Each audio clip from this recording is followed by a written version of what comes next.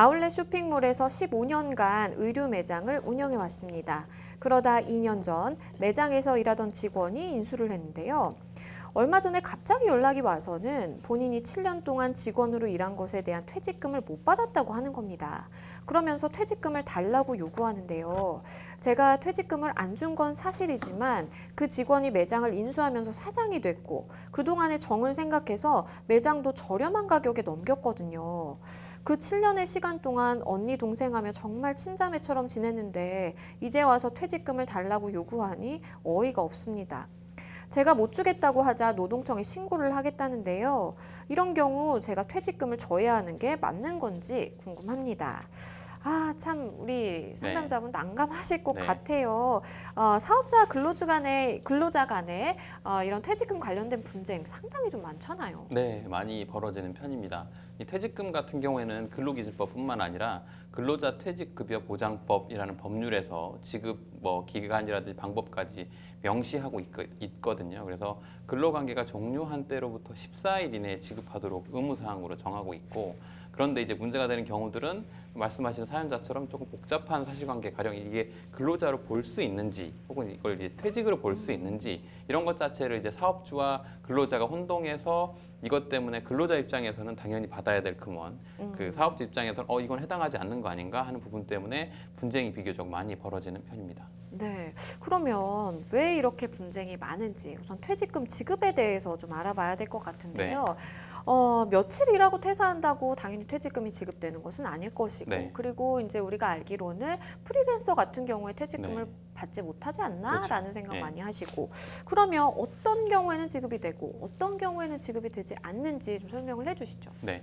일단은 퇴직금을 지급받는 당사자가 누구냐면 근로자로 정하고 있거든요. 근로자는 무슨 말이냐면 임금을 목적으로 계속적으로 사용자에게 근로를 제공하는 사람이라고 정의하고 있습니다. 그게 이제 근로기준법과 근로자 퇴직급여 보장법에서 정하고 있는 근로자의 개념인데요. 그럼 여기서 프리랜서라는 사람들이 어떤 관계로 그 일을 하고 있느냐?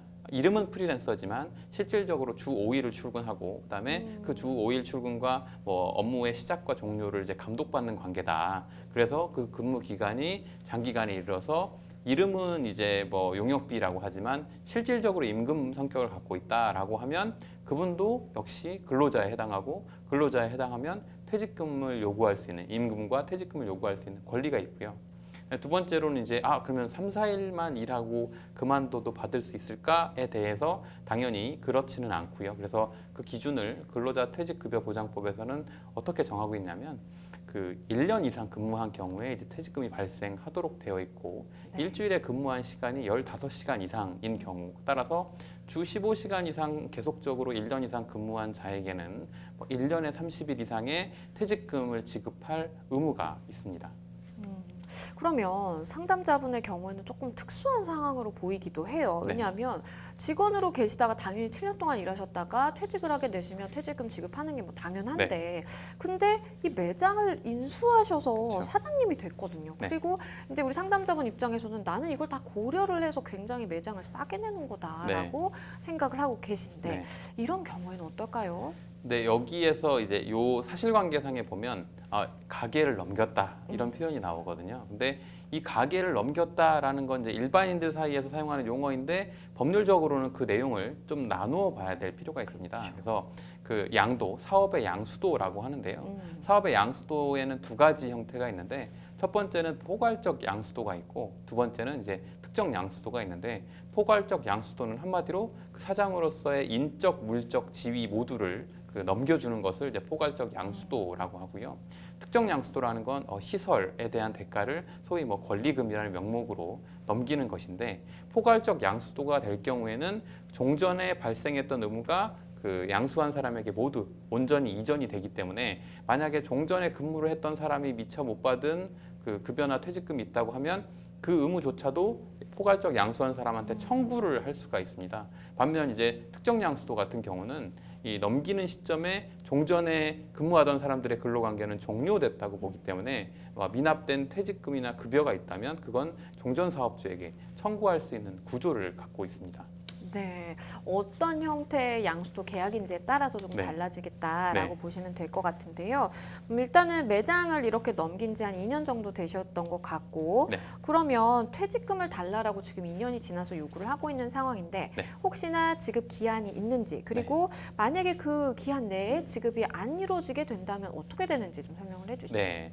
그래서 이 퇴직금에 대해서는 근로자 퇴직급여 보장법에서 뭐라고 명시하고 있냐면 퇴직한 때로부터 14일 이내에 지급하여야 한다라고 정하고 있어요. 그리고 다만 여기에서 단서에 뭐라고 되냐면 협의에 의하여 연장할 수 있다라고 하고 있거든요. 그래서 원칙적으로는 14일 이내에 반드시 지급해야만 하고, 왜냐하면 근로자가 퇴직할 경우에 새로운 직장으로 이직을 하거나 혹은 새로운 직장을 구하는 과정에서 생계를 유지하기 위한 비용의 성격, 그래서 그 1년당 30일씩을 적립해 두었다라고 보는 거거든요. 그래서 네. 그 돈은 반드시 지급해야 되고 14일 이내에 지급하여야만 하고, 다음 두 번째 이제 시효의 문제가 있는데, 근로자 퇴직급여 보장법 제 10조에서는 퇴직금의 시효를 3년이라고 정하고 있습니다. 그러니까 3년 내에 퇴직금에 대해서 주장하지 않으면 소멸시효가 완성될 수 있고요. 그런데 사실관계 보면 여기서 이제 2년 인수한 지 됐다고 하셨으니까 그렇죠. 아직 퇴직금 시효가 완성되지 않은 사례로 보입니다.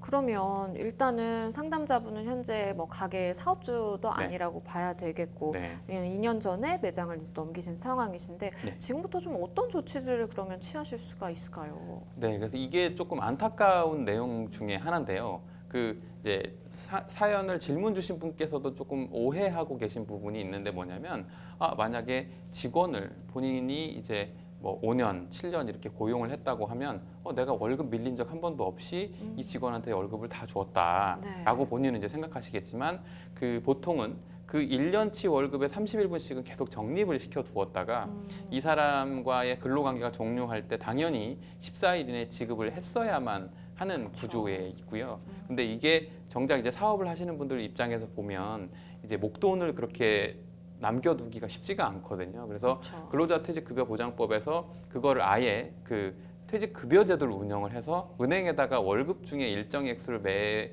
얼마씩을 적립을 해두면 그 은행에 적립되어 있는 돈을 그 퇴직한 사람이 찾아갈 수 있게 그런 구조로도 그 대안이 마련되어 있어요. 근데 이 사실관계에서 보면 어쨌건 7년간 일하신 분에 대해서 당시에 이미 지급을 했어야만 했던 금원으로 보이고요. 다음으로 이제 두 번째는 그 금원에 대해서 당시 지급하지 않는 것의 대가로 이제 사연자분께서는 내가 이걸 좀 싸게 넘겼다, 포괄적으로 넘겼는지 특정인지 모르겠지만, 그래서 그랬으니까 이건 당연히 둘 사이에 또 더군다나 이게 이 사람이 사장이 됐으니까, 사업주가 됐으니까 이거는 거의 그 당시에 합의돼서 끝난 것 아닌가라는 이제 생각을 하시는 것 같은데요. 네. 이제 사연을 보면 이제 배경이 살짝 짐작되는 부분은 뭐냐면, 7년간 함께했고 양도한 지 2년 만에 이분이 이런 문제를 제기했다는 건 이 양도한 영업이 잘 안 되고 있을 가능성이 높아 그러네요. 보이거든요. 그러니까 경제적으로 그 이제 종전에 직원이었던 분이 넘겨받아서 사업을 했는데 2년 정도 진행을 해봤더니 이게 어려운 상황이 되고, 그때 내가 이거 못 받은 돈이고 이게 받을 수 있다는 걸 이제 인터넷 검색이나 상담을 통해서 알게 되신 걸로 보여요. 그래서 그걸 이제 뒤늦게 주장하시는 거고, 그러니까 만약에 안 주면 형사고소하겠다 뭐 이렇게 강하게 말씀도 하신 것 같고요. 그런데